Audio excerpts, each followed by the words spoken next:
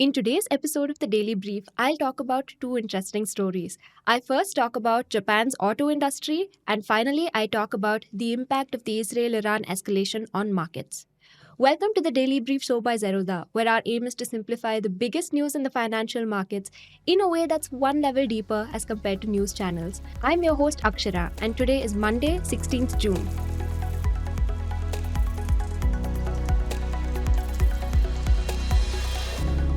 Coming to the first story, it's a bad time for Japanese automaker Nissan.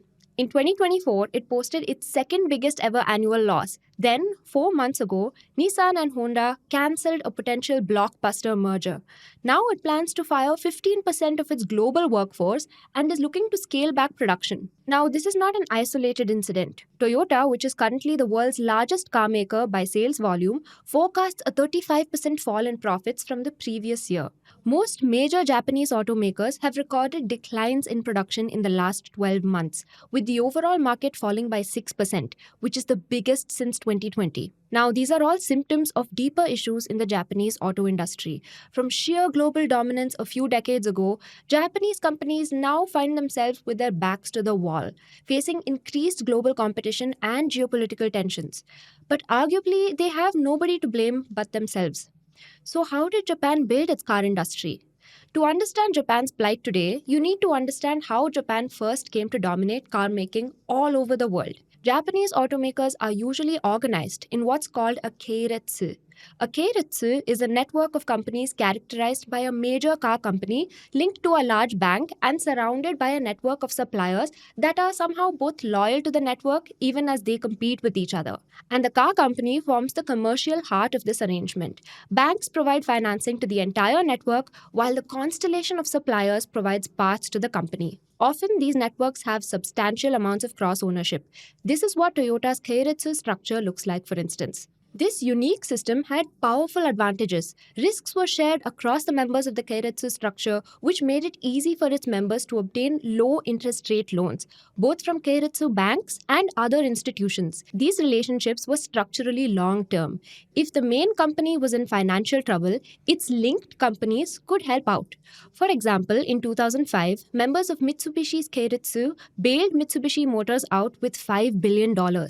This keiretsu system was at the heart of Japan's biggest managerial innovations, which still influence global companies today, many of which are famously associated with the Toyota production system. In their heyday, in fact, Japanese automakers had flipped the auto manufacturing playbook on its head. Instead of building cars up front, they decided to only pull parts and fire up the line when orders actually appeared. That choice forced them to keep inventories razor thin and costs lean. Nothing would be left in their inventories to gather dust. Everything on their factory floors moved in tight, precise loops. This allowed people on the shop floor to spot tiny hiccups and fix them every day. These micro tweaks, often known as kaizen, constantly improved their processes without big disruptive overhauls. Now, there was also a second feature underlying the automaker's success: the industrial policy pursued by the Japanese government through its Ministry of International Trade and Industry, or MITI. It pursued a strategy of exporting cars to developed countries, guided by a devalued currency and relatively cheaper wages. MITI provided ample amounts of artificially cheap credit to large firms. For example, between 1956 and 1966, it gave $50 million in low-interest, long-term loans to auto parts manufacturers. Right after World War II in 1949, the Central Bank of Japan bailed out Toyota from ruin. It also gave out huge subsidies and R&D tax breaks to auto manufacturers. And the support wasn't just financial. In the early days, Japan protected its car makers with import tariffs, quotas, and limits on foreign investment. It also pushed its domestic firms to learn from foreign partners, like Nissan's technical tie-up with British car maker Austin in the 1950s. While this state support was crucial in creating Japan's world-beating auto industry, it wasn't without its problems. MITI often intervened in ways that controlled and even limited competition, even if it meant creating cartels in some industries. It would ask companies to merge, often even against their own interests. Because of its peculiar history, the Japanese auto market was marked by the lack of a strong monopoly. Its auto sector, for instance, always featured a range of firms like Toyota, Honda, Nissan, Mitsubishi, Mazda, Subaru, and Suzuki. In fact, they refused to merge even when asked to do so by the state. The ecosystem was marked by a fine balance between competition and collusion. Because of this, profits for each company were fairly low. But it didn't work like an ideal competitive market. The Japanese valued stability more than cutthroat competition and disruption. This went all the way down to the level of workers. Keiretsus offered lifetime employment and generous incentives. But on the other end, the system frowned upon bankruptcy as a natural process to kill inefficient firms. Instead, failed firms would be pushed to restructure and take state support while keeping people employed. So, what would it mean for Japanese automakers if this strategy were to eventually stop working? The answer would reveal itself with a crisis. So, in the early 1990s, Japan's economy began to face a long recession. The automaker keiretsu started running into problems. As the recession dragged on, suppliers began drifting away from their long term relationships, choosing to sell parts outside their keiretsu. Meanwhile, automakers themselves started looking for the cheapest option, whether within Japan or overseas, instead of sticking with their usual network. Now, this shift slowly eroded the very strength of the keiretsu system. As the domestic market for cars was struggling, Japanese automakers began to cut costs and focus on short term profits. Till this point, lean manufacturing had been a source of strength for them. However, now the cost cutting became excessive. Combined with mounting pressure on capital crunched suppliers, it started causing huge quality control problems for automakers. A core strength turned into a dire weakness. Toyota, for example, recalled its cars multiple times in 2009 to 11. And just last year, in fact, Toyota, Mazda, Honda, and Suzuki were all found to have provided manipulated data about car safety standards. Some big automakers also ended up with shaky capital structures after taking on too much cheap debt.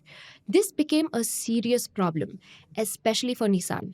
In 1999, struggling to stay afloat, Nissan entered a strategic alliance with Renault and Mitsubishi. This partnership, however, was followed by financial scandals and embezzlement allegations. And things got so bad, eventually, its CEO had to escape Japan in a music equipment box. The sheer scale of the crisis became too much for even the Japanese state to handle.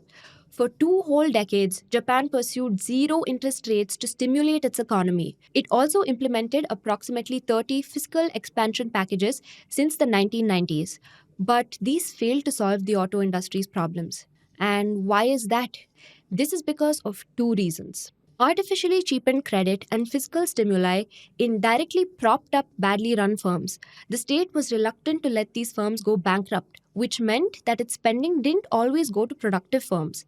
In the pre bubble era, Japan invested heavily in creating domestic production capacity and a large number of car variants.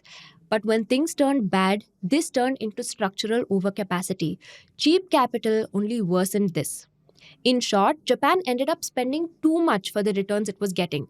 And to revive itself, it tried raising taxes. In 2014, it implemented a hike in the sales tax.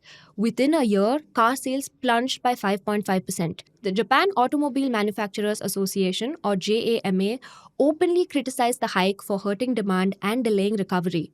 The state then pivoted, trying to influence its companies to adopt more green technologies. And since 2010, it has enforced stringent fuel economy regulations for its cars. Their cars became more efficient as a result.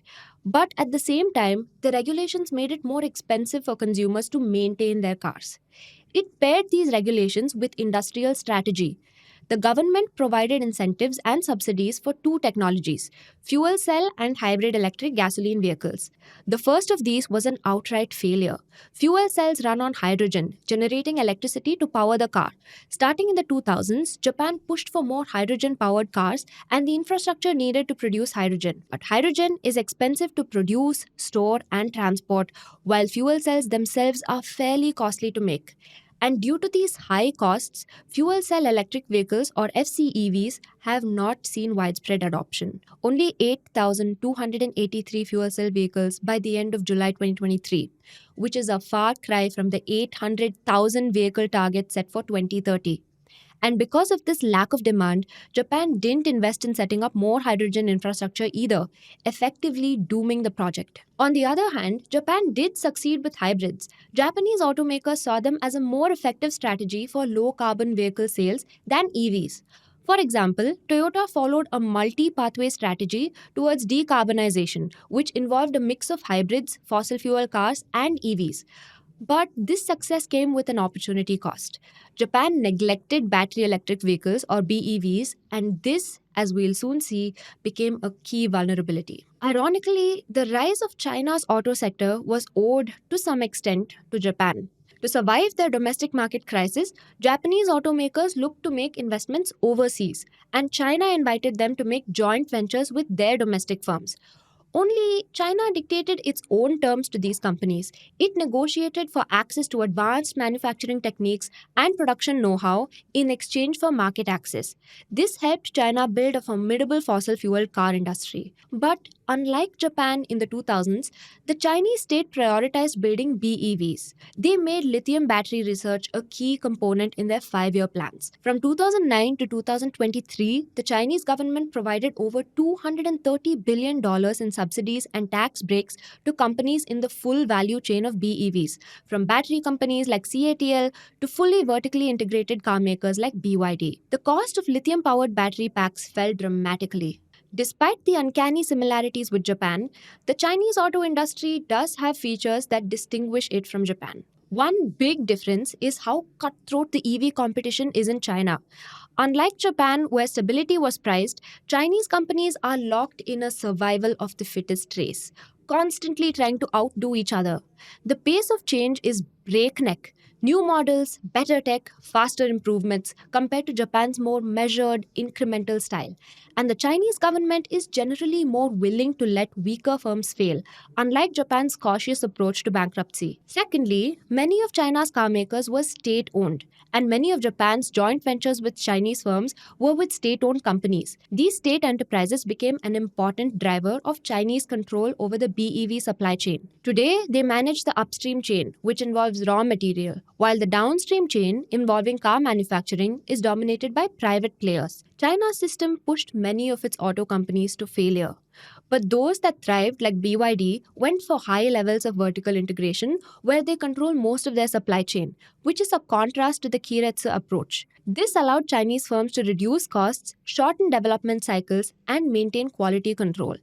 In the space of a generation, these companies would come to threaten Japanese automakers themselves. In a strange twist of fate, it's now Japanese car makers that are looking to establish key partnerships with Chinese firms to gain access to their EV technology. Nissan has recently developed its new EV model called N7 with the help of its joint venture with Dongfeng. Honda has collaborated with Chinese battery maker CATL to develop lithium iron phosphate batteries. Toyota has recently developed its compact sedan BZ3 in collaboration with BYD. The Japanese government is now trying to scale homegrown EVs. Last year, it announced a $2.4 billion subsidy package to enhance its EV battery production capabilities, aiming to increase battery production capacity by 50%. It's rolled out a list of R&D incentives and tax reductions for companies investing in BEVs and aims to replace all Japanese-produced cars with EVs by 2050. But you have to wonder, at this point, is it all too little too late? In 2023, even with some growth, battery EVs made up just 2.2% of all passenger car sales in Japan. Meanwhile, Chinese brands are tightening their grip, not just in the West, but all over Japan's own neighborhood. Meanwhile, within China itself, the share of Japanese automakers has nearly halved from as recently as 2020.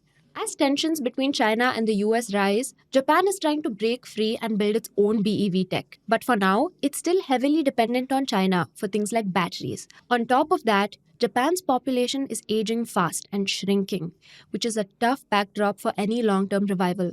The road for Japanese car makers has never been more foggy. Now coming to the next story. So what does the Israel-Iran escalation mean for markets? Early on Friday morning, Israel launched a massive military strike against Iran, targeting nuclear facilities and military installations. That's what we know right now. By the time this piece gets to you, things may have escalated substantially. Now, we talk about the markets at the Daily Brief and not about war.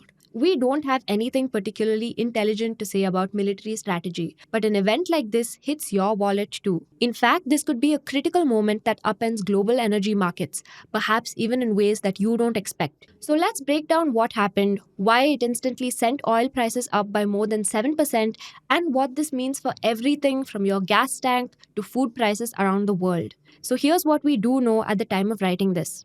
On Thursday night, in what Israeli Prime Minister Netanyahu dubbed Operation Rising Lion, Israel reportedly deployed over 200 fighter jets to hit more than 100 targets across Iran. These were all crucial sites: uranium enrichment facilities like Natanz, military command centers, and missile production sites. Now, the choice of sites set these attacks apart from previous exchanges.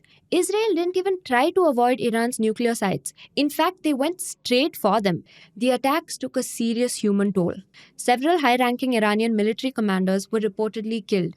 Various Iranian nuclear scientists, too, reportedly perished. There have been some civilian casualties as well, including children. In response, Iran's supreme leader, Ayatollah Khomeini, promised harsh punishment, while the country raised its red flag of revenge. And within hours, Iran launched over 100 drones towards Israel. At least to us, this doesn't look like a small skirmish. Netanyahu claimed this was a fight to roll back the Iranian threat to Israel's very survival and suggested that the operation would continue for as many days as it takes. Going by Israel's recent history, we have very little reason to doubt that. And that means there's a reasonable chance that tensions stay high for a while. This could easily escalate into a regional war unless there's enough diplomatic pressure to contain the escalation. And if that were to happen, you shouldn't just expect a conventional exchange of blows. Everything in the region could be fair game. And that brings us to global oil markets. Now, there are a million angles you could dive into if you want to make sense of what's happening. Right now, we're just looking at oil markets. On Friday morning, Brent crude suddenly jumped by over $5 a barrel to $75 a barrel. This was the highest price it had seen since January. Similarly, WTI crude surged more than 7.5% to over $73 a barrel. These are the biggest single day gains we've seen since Russia invaded Ukraine, all the way back in March 2022. And here's the thing: we haven't even seen actual supply disruptions yet. These market movements are purely fear premium. Why does the oil market react so violently whenever there's a conflict in the Middle East? What, in people's eyes, is suddenly in danger of going wrong? The answer lies in simple geography and arithmetic. Many of the world's largest oil producers, Saudi Arabia, Bahrain, Iraq, Kuwait, Qatar, Oman, and of course Iran, are arranged around a single sea called the Persian Gulf. At the mouth of this sea is a narrow strait, just 29 nautical miles wide at its narrowest point, right between Iran and Oman. All the oil produced in the region has to pass through this one tiny waterway. That's the Strait of Hormuz, the jugular vein of the global oil market. Every day, about 21 million barrels of oil pass through this strait, roughly one-fifth of all the oil consumed in the world and nearly 30% of all seaborne oil trade. A lot of the world is entirely dependent on the oil coming out of this strait. India gets a huge chunk of its oil through this route.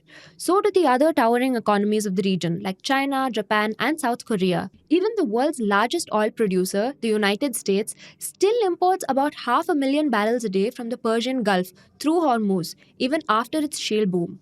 And it's not limited to oil. About 20% of global liquefied natural gas also transits through Hormuz, mainly from Qatar and the UAE. Iran sits right by the strait. If it wants, it could disrupt or threaten everything shipped through the strait whenever tensions rise. With the sheer quantity of oil passing through this region, if Iran decides to play spoilsport, it could create a global energy crisis. So, what's the worst case scenario? And what do the experts say?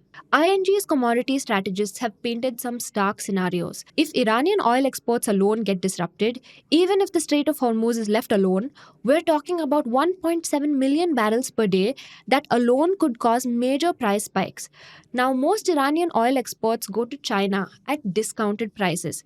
But even so, that supply gap will have to be plugged somehow. The real problem, though, would arise if the Strait of Hormuz faces disruptions. With a third of the world's seaborne oil at risk, analysts warn that Brent could hit record highs. JP Morgan, for instance, thinks oil could spike to $120 per barrel or more if Iran closes the strait. At these prices down the line, there could be significant inflation. For instance, JP Morgan says it could push US inflation back up to 5%. We were finally getting to a point where it looked like we had inflation under control, but a prolonged Middle East conflict could throw all that progress out the window. So, what are the alternatives?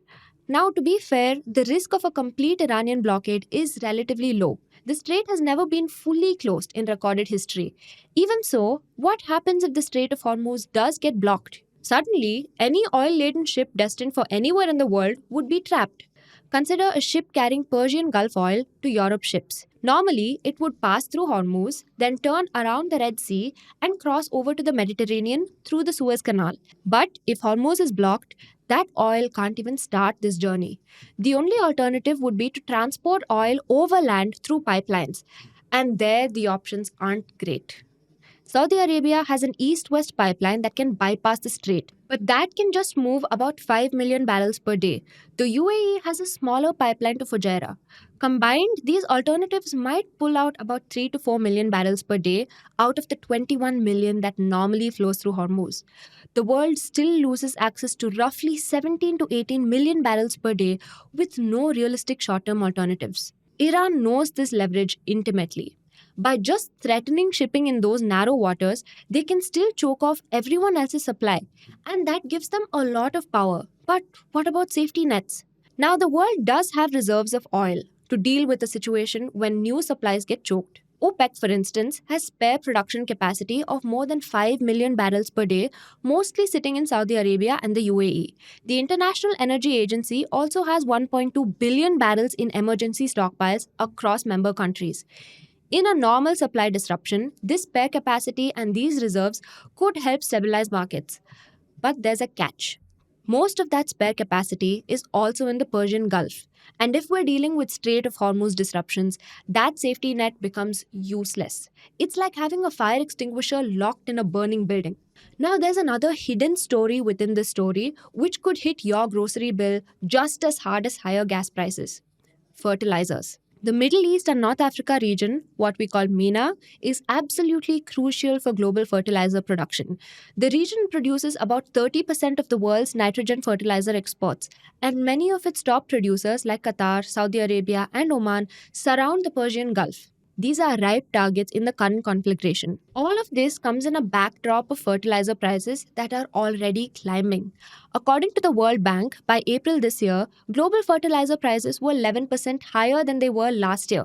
Iran itself is a significant player in petrochemicals. They exported $67 billion worth of oil in 2024, their highest revenue in a decade. And often, you need petrochemicals to make fertilizers. If Iran so wishes, billions of dollars worth of products like methanol, liquefied petroleum gases, and other chemical compounds, which are essential building blocks for fertilizer production, could suddenly be knocked out of the market. Okay, leave the Persian Gulf aside. Even if natural gas prices in general go up because of the conflict, fertilizers could take a hit. After all, natural gas isn't just used for heating your home. It's the primary raw material for producing nitrogen fertilizers. So if natural gas prices spike, fertilizer production costs shoot up worldwide. Not just in the region, but everywhere. Europe, America, China, India, everyone feels the squeeze. And that means higher fertilizer prices, which drums up food production costs. Ultimately, this could all show up in your grocery bill. Remember what happened during the early stages of the Ukraine war when fertilizer prices spiked? Food prices also went through the roof, contributing to social unrest in dozens of countries. A prolonged Middle East conflict could do exactly that. Now, regional wars can have global implications. Whenever there's a serious problem in the Middle East, the entire world is nervous because in that part of the world, a regional conflict has truly global implications. What started as an Israeli strike on Iranian nuclear facilities could end up affecting everything from petrol prices to food costs.